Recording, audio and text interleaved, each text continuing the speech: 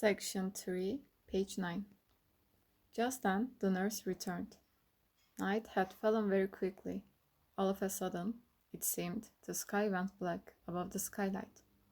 The keeper switched on the lamps, and I was almost blinded by the blaze of light. He suggested I should go to the refectory for dinner, but I wasn't hungry. Then he proposed bringing me a mug of coffee au lait. As I'm very partial to coffee au lait, I said, "Thanks." And a few minutes later, he came back with a tray. I drank the coffee, and then I wanted a cigarette. But I wasn't sure if I should smoke, under the circumstances, in Mother's presence. I thought it over. Really, it didn't seem to matter. So I offered the keeper a cigarette, and we both smoked. After a while, he started talking again. "You know, your mother's friends will be coming soon, to keep vigil with you beside the body. We always have a vigil here, when anyone dies. I will better go and get some chairs and a pot of black coffee." The glare of the white balls was making my eyes smart, and I asked him if he couldn't turn off one of the lamps. "Nothing doing," he said. "They would arrange the lights like that. Either one had them all on or none at all." After that, I didn't pay much more attention to him. He went out, brought some chairs, and sat them out round the coffin. One on one, he placed a coffee pot and 10 or a dozen cups. Then he sat down facing me on the far side of the mother. The nurse was at the other end of the room, with her back to me. I couldn't see what she was doing, but by the way her arms moved, I guessed that she was knitting. I was feeling very comfortable. The coffee had warmed me up, and through the open door came scents of flowers and breaths of cool night air. I think I dozed off for a while. I was wakened by an odd rustling in my ears. After having had my eyes closed, I had a feeling that the light had grown even stronger than before. There wasn't a trace of shadow anywhere, and every object, each curve or angle, seemed to score its outline on one's eyes. The old people, Mother's friends, were coming in. I counted 10 in all, gliding almost soundlessly through the bleak white glare. None of the chairs creaked when they sat down. Never in my life had I seen anyone so clearly as I saw these people. Not a detail of their clothes or features escaped me, and yet I couldn't hear them, and it was hard to believe they really existed. Nearly all the women wore aprons, and the string down tight round their waists made their big stomachs bulge still more.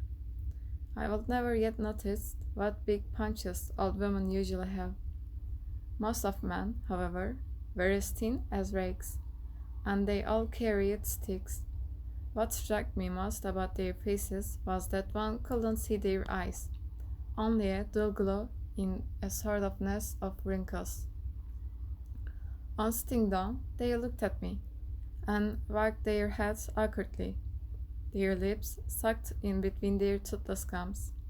I couldn't decide if they were greeting me and trying to say something, or if it was due to some infirmity of age. I inclined to think that they were greeting me, after their fashion, but it had a queer effect, seeing all those old fellows grouped round the keeper, solemnly eyeing me and nodding their heads from side to side. For a moment, I had an absurd impression that they had come to sit in judgment on me. A few minutes later, one of the women started weeping. She was in the second row, and I couldn't see her face because of another woman in front. At regular intervals, she emitted a little choking sob. One had a feeling she would never stop. The others didn't seem to notice. They sat in silence, slumped in their chairs, staring at the coffin or at their walking sticks or any object just in front of them, and never took their eyes off it. And still the woman sobbed. I was rather surprised, as I didn't know who she was. I wanted her to stop crying, but dared not to speak her. After a while, the keeper bent toward her and whispered in her ear. But she merely shook her head, mumbled something I couldn't catch, and went on sobbing as steadily as before. The keeper got up and moved his chair beside mine. At first, he kept silent. Then, without looking at me, he explained. She was devoted to your mother. She says your mother was her only friend in the world, and now she is all alone. I had nothing to say, and the silence lasted quite a while. Presently, the woman's sighs and sobs became less frequent, and after blowing her nose and snuffling for some minutes, she too fell silent. I was ceased feeling sleepy, but I was very tired and my legs were itching badly. And now I realized that the silence of these people was telling on my nerves.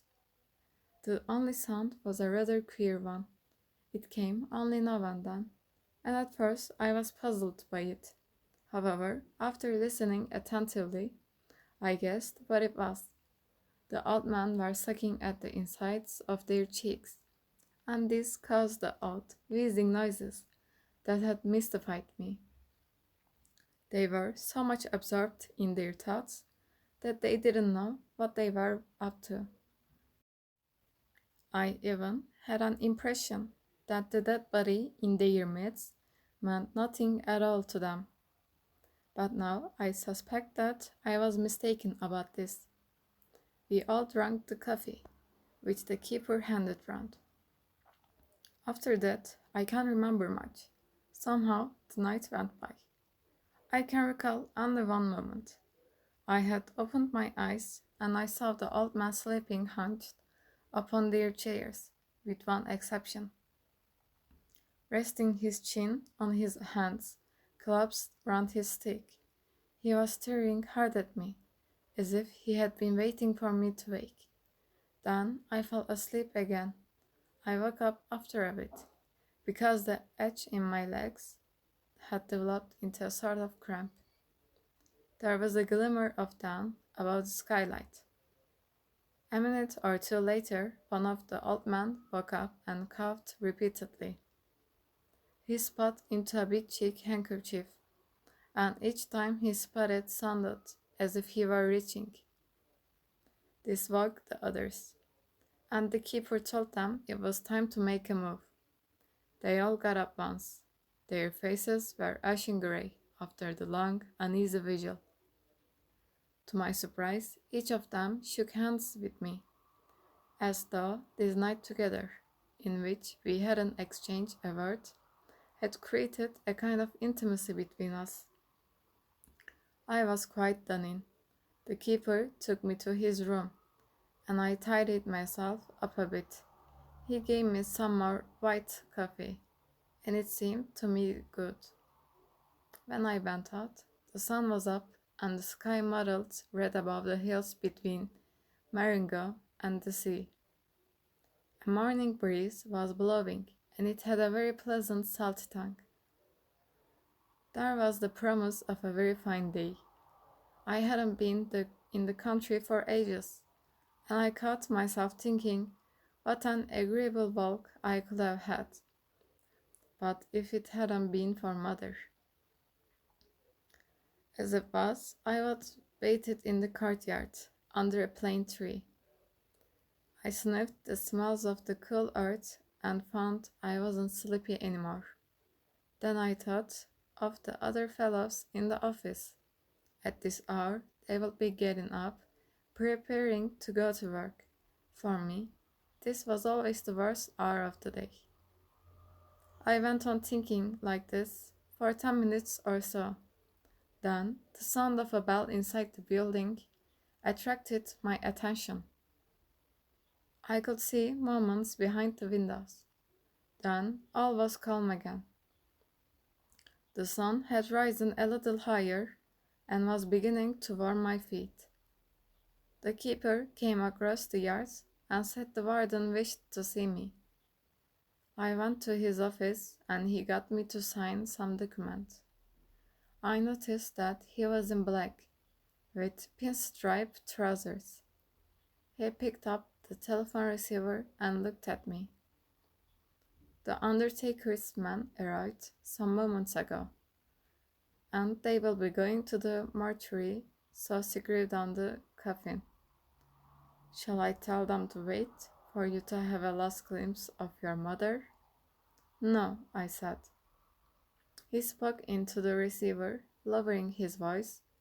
That's all right, Figak. Tell the man to go there now. He then informed me that he was going to attend the funeral. Sitting down behind his desk, he crossed his short legs and leaned back. Besides the nurse on duty, he told me he and I will be the only mourners at the funeral.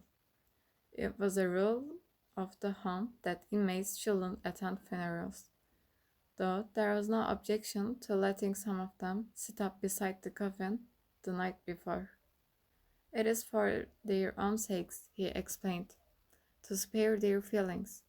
But in this particular instance, I am giving permission to an old friend of your mother to come with us. His name is Thomas Perez. The warden smiled. It's a rather touching little story in its way. He and your mother had become almost inseparable. The other old people used to tease Perez about having a fiancée. When are you going to marry her? They would ask. He would turn it with a laugh. It was a standing joke, in fact. So, as you can guess, he feels very badly about your mother's death. I thought I couldn't decently refuse him permission to attend the funeral, but on our medical officer's advice, I forbade him to sit up beside the body last night. End of the section, page 16.